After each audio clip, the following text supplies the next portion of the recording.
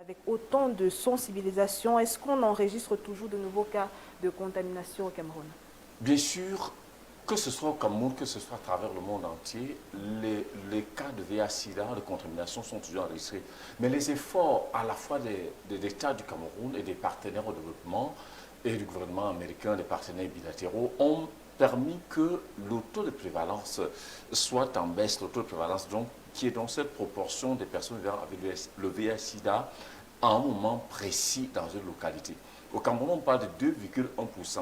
Plus concrètement, en 2024, on a enregistré 9 905 nouveaux cas de personnes infectées par le VIH, ce qui est toujours important. Mais contrairement aux années antérieures, par exemple en 2020-2021, où nous étions à 37 432 Oui. nouvelles infections. Il faut le dire donc que la totalité pour ce qui est des personnes vivant avec le VIH au Cameroun est de 480 232 personnes vivant avec le VIH-Sida. Donc, ce qu'on a détecté positif. Et cette stratégie qui est mise sur pied à la fois par les pouvoirs publics et les partenaires permet justement que toutes les populations dites à risque, c'est-à-dire qui ont un comportement à risque, puissent pouvoir être testées.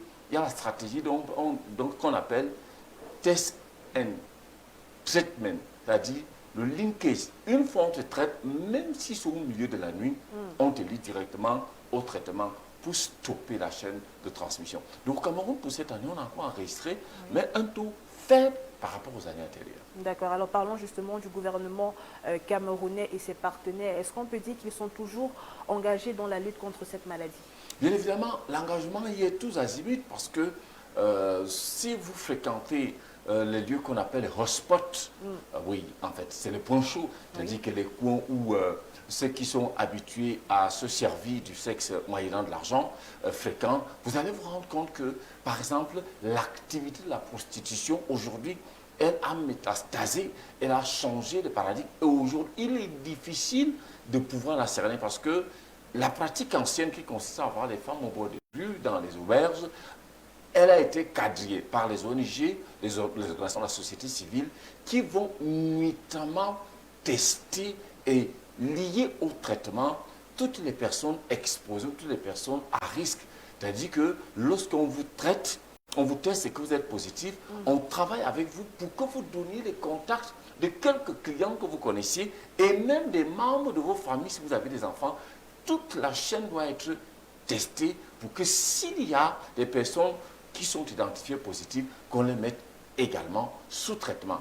Vous avez donc des travailleurs de sexe, vous avez les consommateurs de drogue, vous avez les personnes d'un autre genre, c'est-à-dire qui ont une orientation sexuelle anormale. Oui. Donc, les consommateurs de drogue par injection, plus particulièrement. Et les clients de ces cibles-là, qui sont donc les personnes appelées vulnérables. Vous avez également des consommateurs d'alcool qui ont souvent des comportements un peu irresponsables lorsque l'éthanol commence à faire un certain nombre d'effets, un certain effet. C'est pour ça donc que le traitement aujourd'hui est gratuit, le test est gratuit et le matériel de protection même est toujours gratuit. Il suffit tout simplement de rencontrer ces équipes et que ce soit dans des formations sanitaires publiques, que ce soit dans ces associations spécialisées dans la prise en charge, quand vous y arrivez, vous êtes enregistré et en toute confidentialité, vous êtes suivi. Que vous soyez PVV, VIH, c'est-à-dire personne vivant avec le VIH-Sida, que vous soyez membre auprès de la famille, il y a tout un dispositif technique, psychologique, un encadrement particulier avec ce qu'on appelait les psychosociaux qui s'occupent des PVH qui sont considérés comme des personnes vulnérables. Comme pour dire, au Cameroun, on ne meurt plus véritablement de sida. On meurt d'autre chose. En tout cas, c'est une bonne nouvelle pour les nombreux de Camerounais qui n'avaient pas cette information. Joseph Hassen Bachogo, il se dit qu'on ne meurt plus aujourd'hui à cause du VIH-Sida. Est-ce à dire que les personnes qui sont atteintes de cette maladie peuvent espérer un traitement optimal? Oui, l'infection du VIH-Sida n'est plus une fatalité. D'accord. C'est-à-dire que lorsqu'on a été testé positif, on te fait le linkage au traitement immédiat.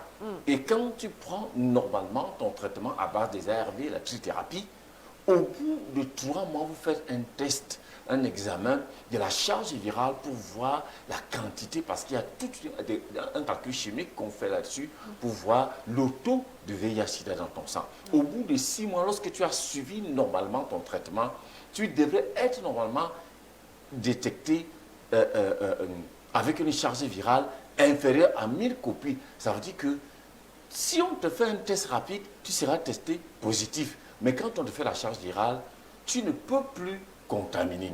Mais tu restes une personne vulnérable. C'est pour ça que le traitement doit être permanent et régulé selon les prescriptions médicales. Mais ce qui tue les personnes vivant avec le VIH-Sida, c'est l'abus de la consommation d'alcool et de drogue et la négligence du suivi médical, parce que l'organisme qui a donc le système immunodéfense qui a baissé, qui est devenu faible, des petites maladies doivent être constamment prises en charge, qu'on appelle des infections ou maladies opportunistes, des infections pulmonaires, d'autres types d'infections de la peau, d'autres petites maladies, et en même temps les IST et les MST, qui sont également des infections pour ces personnes-là qui sont prises en charge par ce projet gratuitement. Donc, être contaminé du VIH-Sida n'est plus une fatalité.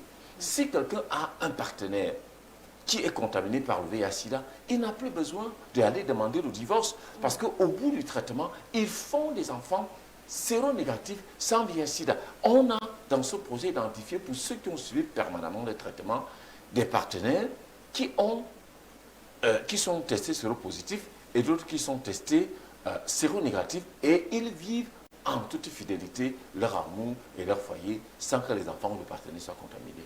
Alors, pour sortir complètement de ce sujet, nous sommes à la veille des fêtes de fin d'année.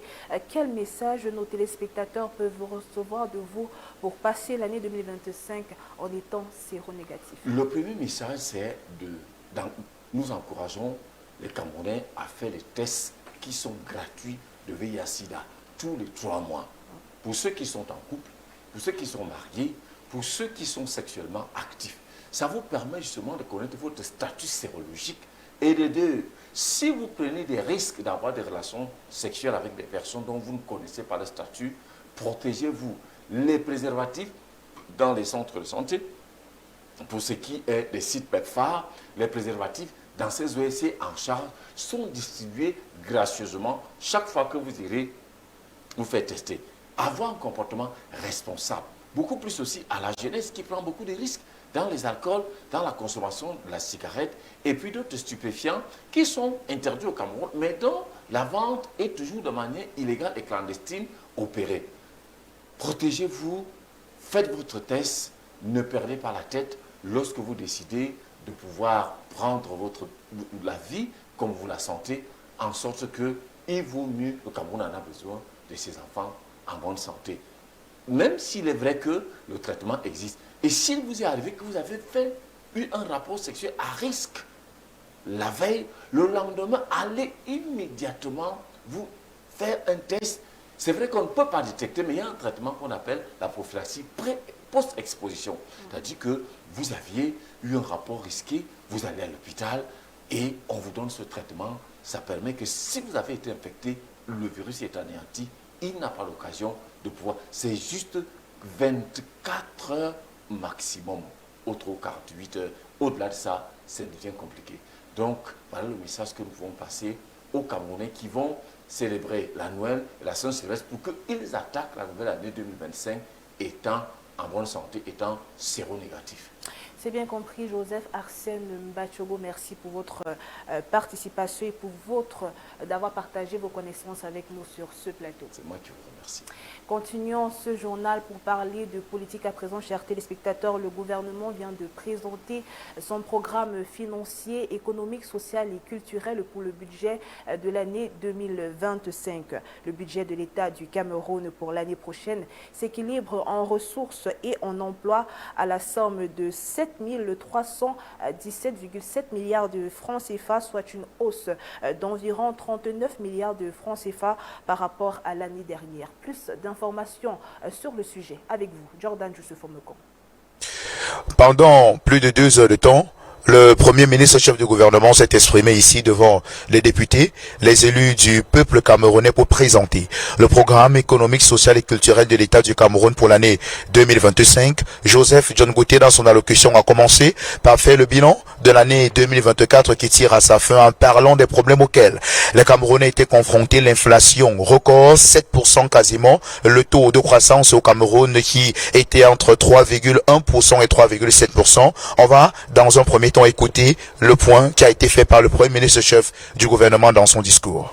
Monsieur le Président de l'Assemblée nationale, honorables députés, en matière de finances publiques, plusieurs faits majeurs ont marqué l'année 2024, notamment le relèvement de 15% des prix de carburant à la pompe, l'augmentation de 5% des salaires des agents publics de l'État.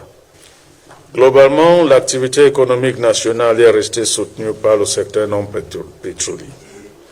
En effet, le taux de croissance du PIB réel sur non pétrolier s'est situé à 3,6% en 2023 contre 3,8% en 2022.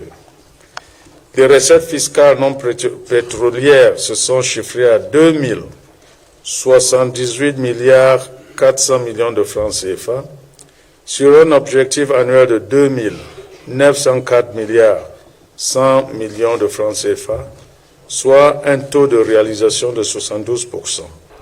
Après le constat qui a été fait par le Premier ministre chef du gouvernement, l'année 2025 sera particulière au Cameroun avec l'organisation de l'élection présidentielle prévue au mois d'octobre de l'année prochaine. Et par rapport à cela, le budget de l'État du Cameroun a augmenté d'un peu plus de 36 milliards de francs CFA. L'enveloppe budgétaire de notre pays pour l'année prochaine est estimée à exactement 7317,7 milliards de francs CFA. Les axes prioritaires du gouvernement camerounais sont nombreux, plusieurs points. On va écouter encore le Premier ministre, chef du gouvernement, Joseph John Gauthier. Dans cette perspective, le secteur de l'agriculture et du développement rural accordera une place prépondérante aux actions ci-après. L'augmentation de la production de 20% des filières prioritaires identifiées, notamment les céréales, les racines et tubercules, les filières industrielles et les produits de niche. L'accroissement de la proportion de producteurs ayant adopté des mesures d'adaptation et d'atténuation au changement climatique pour porter à 32,5% en 2025 contre 20% en 2024. L'acquisition, le développement des infrastructures agricoles et le renforcement des mécanisations agricoles. L'acquisition de 2258 tonnes d'intrants, engrais et intrants phytosanitaires pour la culture du soja. En matière de fonction publique et de réforme administrative, la priorité sera accordée à la mise en service de 12 modules sur 14 de l'application informatique de gestion logique des effectifs et de la solde. Monsieur le Président, honorables députés, les perspectives du gouvernement dans le secteur de la santé publique s'articulent autour des interventions prioritaires suivantes. La poursuite de la mise en œuvre de la couverture santé universelle. Les projets du gouvernement camerounais sont nombreux. Vous avez écouté le Premier ministre de façon non exhaustive dans l'extrait qui a précédé cette dernière partie de notre intervention. Les autorités camerounaises veulent accroître leurs revenus et veulent tout faire pour limiter l'inflation à 4% l'année prochaine devant les difficultés auxquelles les Camerounais sont confrontés. Le taux de croissance est également estimé pour l'année prochaine. Les prévisions disent qu'on veut avoir un taux de croissance à 4,1% contrairement aux 3,7% visibles l'année dernière dans notre pays. Est-ce que ces quelques idées des autorités, ces projets seront réalisés? On attend de voir. En tout cas, le Premier ministre lui est confiant quant à ce qu'ils seront réalisés l'année prochaine. En direct du Palais des Congrès de Yaoundé, Jeff Binze, Jordan Joseph Omekon pour Horizon 3 Télévision. Le Conseil national de la jeunesse du Cameroun veut revoir sa politique nationale. C'est à cet effet que des consultations ont été organisées à travers le pays. L'objectif est revisiter sa politique nationale et impliquer davantage les jeunes. David Zo nous en dit plus. Le Conseil national de la jeunesse du Cameroun veut réviser sa politique nationale. À cet effet, une série de consultations vient d'être effectuée sur le triangle national. Le rapport de ces consultations a été remis jeudi dernier au ministre de la Jeunesse et de l'Éducation civique. Aujourd'hui, nous sommes venus remettre le rapport de ces consultations-là qui se sont faites en présentiel à travers des focus group et aussi à travers des questionnaires qu'on a remis aux jeunes Camerounais, à toutes les catégories de jeunesse, les jeunes scolarisés, les jeunes non scolarisés, les jeunes de l'infrascolaire, les jeunes vivant avec un handicap, mais aussi les jeunes... Des consultations qui ont connu la forte participation des jeunes et dont les résolutions pourront permettre une réelle implication de la jeunesse dans les affaires de la nation. Donc, au sorti de cette consultation, nous avons décidé d'apporter la contribution du Conseil national de la jeunesse à travers l'organisation de la Cameroonian Youth Dialogue Platform, qui est la plateforme de dialogue de la jeunesse camerounaise. Après avoir fait le tour dans les 10 régions du Cameroun pour ouvrir les plateformes régionales pendant le mois de mai et de juin dernier, et à la suite de ces consultations qui ont vu une participation des jeunes de toutes les structures déconcentrées du Cameroun, nous allons tenir la Cameroonian Youth Dialogue Platform du 28 au 30 janvier 2025. Notons que ces consultations interviennent alors que les jeunes au Cameroun souffrent du manque criard d'emploi et d'une véritable considération dans l'intégration de certains dans les hautes sphères de l'administration camerounaise. Fin papier. Le Cameroun est décidément à la croisée des chemins, pris entre le marteau d'une fin de règne incertaine et l'enclume à l'élection présidentielle à forte vocation d'alternance. Un climat qui emmène à spéculer sur l'avenir du pays qui est malheureusement adossé sur quelques institutions perçues comme boulets pour la bonne gouvernance. Jean-Claude Fouda fait un focus ce soir sur la Cour constitutionnelle dans ce reportage. Le Conseil constitutionnel du Cameroun, créé en 1996, est mis en place le 7 février 2018. C'est une institution souveraine et indépendante. Ses décisions sont définitives, ne peuvent faire l'objet d'aucun recours et s'impose à toutes les autorités politiques, administratives, judiciaires et militaires. En guise de mission, c'est un organe régulateur du fonctionnement des institutions de la République. Il est juge de la constitutionnalité des lois camerounaises, des traités et accords internationaux, des règlements intérieurs des deux chambres du Parlement. De façon saisonnière, le Conseil constitutionnel est l'arbitre du jeu politique car appelé à régler les contentieux électoraux pouvant survenir lors des élections comme les référendums, les élections présidentielles, les élections législatives. Mais au-delà de ce rôle, le regard global de certains observateurs avertis de la scène politique et de la gouvernance laisse transparaître quelques clichés aux allures insolites. Tenez, le Conseil constitutionnel est doté chaque année d'un budget de fonctionnement de 3,9 milliards de francs CFA, plus que certaines autres institutions. Il est constitué de 11 membres statutaires, en majorité anciens cadres du parti au pouvoir, tous nommés par le chef de l'État pour un mandat de 6 ans, éventuellement renouvelable. Ce qui pose un sérieux problème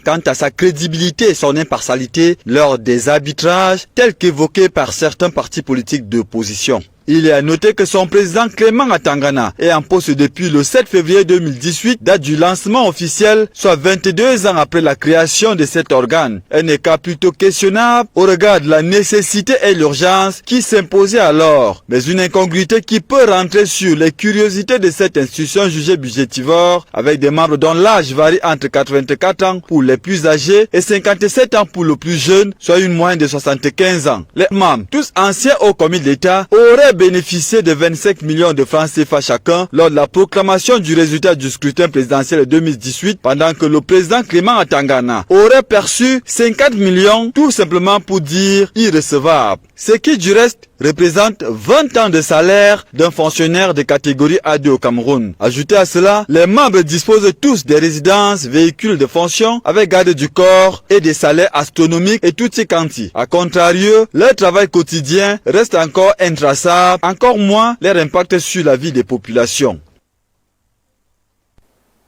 Et en sport, Coupe d'Afrique des Nations de handball, senior dames, les Lionnes indomptables du Cameroun rêvent terminer à la première place du podium de cette compétition. Les vice-championnes d'Afrique depuis leur première participation n'ont jamais remporté de médaille d'or. Cette 26e édition qui se tient à Kinshasa peut être une occasion pour briser le signe indien. Dites-vous, Alès Rodrigue de Kono. Depuis sa première expérience en 1979 au championnat d'Afrique des Nations de handball senior dames, l'équipe nationale effleure la première place sans jamais saisir le précieux métal. Pour leur première aventure, les novices tombent en finale face à la République populaire du Congo, actuel Congo démocratique. Aux éditions 1983 et 1985, les handballeuses du vert rouge et jaune décrochent la médaille de bronze en battant respectivement la Côte d'Ivoire et le Nigeria. À la CAN marocaine de 1987, le Cameroun se hisse en finale. Opposé à la Côte d'Ivoire, la sélection féminine senior doit malheureusement se contenter de la médaille d'argent. Elle s'incline de peu, 13 points contre 16. Une situation qui ne va pas décourager les championnes des Jeux africains 2003 qui se font régulières dans la compétition. Lors des apparitions de 98 et 2000, elles subissent leur première régression en terminant 2 fois 4e. Dans ce championnat d'Afrique des nations de handball féminin, l'Angola a installé sa domination avec 15 titres. La nation située en Afrique australe aura remporté 12 des 13 dernières éditions où elle a rencontré à 3 reprises au Cameroun. La défaite la plus marquante face aux géants angolais est celle de 2021 où l'équipe camerounaise, entraînée à l'époque par Serge Christian Guebogo, est tombée à domicile sur le score de 19-29. Malgré quelques absences en phase finale de la Coupe d'Afrique des Nations de handball, les vice-championnes en titre entament leur 19e participation. Ce mercredi avec un palmarès de 5 médailles d'argent et 3 en bronze. Au moment où se dispute la 26e édition de la CAN de handball dames au Congo, le mastodonte Angola tenant du titre, vainqueur à 2 reprises consécutives de la CAN devant le Cameroun, est la nation la plus titrée avec 15 sacres. Et c'est avec cette information en sport que nous refermons ce journal. Mesdames et messieurs, merci pour votre fidélité.